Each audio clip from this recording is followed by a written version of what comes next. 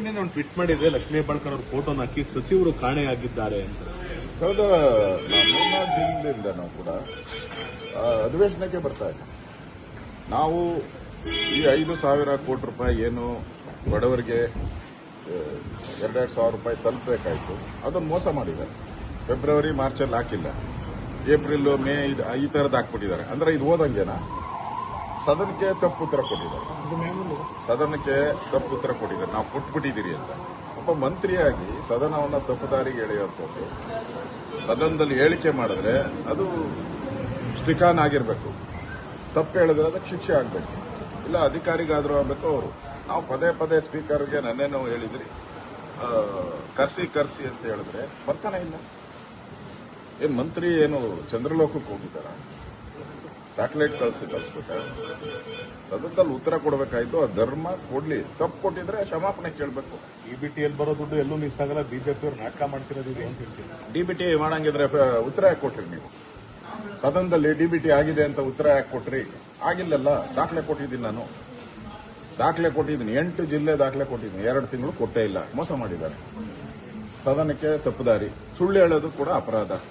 ಸುಳ್ಳು ಹೇಳಿದರೆ ಅಪರಾಧಕ್ಕೆ ಶಿಕ್ಷೆ ಆಗಬೇಕು. ನಾವು ಇದೇ ತರ ಏನಾನ ಮಾಡಿದ್ರೆ ನಾವು ಇವತ್ತು ಧರಣಿನೂ ಕೂಡ ಮಾಡಕ್ಕೆ ಇಂಜರಿ ಅದ. ನಮಗೆ ಉತ್ತರ ಬೇಕು. ಅವರಾಗಿರೋ ತಪ್ಪಿಗೆ ಕ್ಷಮಾಪಣೆ ಕೇಳಬೇಕು. ಇಲ್ಲ, ಯಾರು ಅಧಿಕಾರಿ ಆಗಿದ್ದಾರೆ ಅವ್ರ ಶಿಕ್ಷೆ ಆಗಬೇಕು.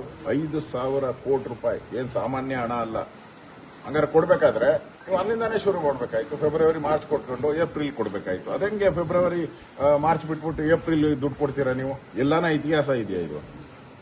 ಅದರಿಂದ ಇಲ್ಲಿ ಸರ್ಕಾರ ಮೋಸ ಮಾಡ್ತಾ ಇದೆ. ಬಡವರ ಹಣ ತಿಂತಾ ಇದ್ದಾರೆ. ಹೇಳಿದ್ದೇನು ಗ್ಯಾರಂಟಿ ಕೊಡ್ತೀನಿ ಅಂತ ಹೇಳಿ ಮೋಸ ಯಾಕೆ ಮಾಡ್ತಾ ಇದ್ದಾರೆ? ಅದು ಬಿಜೆಪಿ ಪ್ರಶ್ನೆ. ಕಾಂಗ್ರೆಸ್ನವರು ಇವತ್ತು ಬಿಜೆಪಿ ಬಂದಿರುವಂತದ್ದು ವಿಜಯೇಂದ್ರ ಅವರು 2 ದಿನದಿಂದ ಕಾಣಿಸ್ತಾ ಇಲ್ಲ. ಅದನ್ನ ಬಿಜೆಪಿ ಅವರು ಕೇಳ್ತಿಲ್ಲ ಅಂತ. ಇಲ್ಲ, ಹೊಸದಾಗಿ ರಾಷ್ಟ್ರೀಯ ಅಧ್ಯಕ್ಷರಾಗವ್ರೆ. ಅವ್ರು ಭೇಟಿ ಮಾಡಕ್ಕೆ ವಿಶ್ ಮಾಡಕ್ಕೆ ಹೋಗಿದ್ದಾರೆ. ನಾವು ಆದರೆ ಅಧಿವೇಶನ ನಡೆಯೋದ್ರಿಂದ ಹೋಗಕ್ಕಾಗಿಲ್ಲ. ಅಧಿವೇಶನ ಆದ್ಮೇಲೆ ನಾನು ಹೋಗಿ ವಿಶ್ ಮಾಡ್ತೀನಿ. ಕಾಂಗ್ರೆಸ್ನವರು ಇವತ್ತು ಪ್ರೊಟೆಸ್ಟ್ ಮಾಡ್ತಾರೆ. ನೋಡ್ರಿ, ಈಗ ಮಹಾತ್ಮ ಗಾಂಧೀಜಿಯವರು ರಾಮನ ಭಕ್ತರವರು. ಅವ್ರ ಕೊನೆಯವರೆಗೂ ರಾಮ ಅಂತ ಹೇಳ್ತಾ ಇದ್ರು.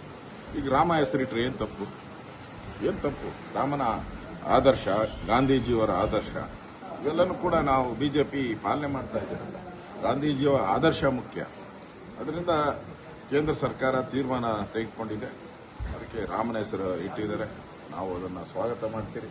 ಕಾಂಗ್ರೆಸ್ ಅವ್ರಿಗೆ ಬೇರೆ ಏನು ಮಾಡಕ್ಕೆ ಕೆಲಸ ಇಲ್ಲ, ಅದಕ್ಕೆ ಮಾಡ್ತಾವ್ರಷ್ಟೇ.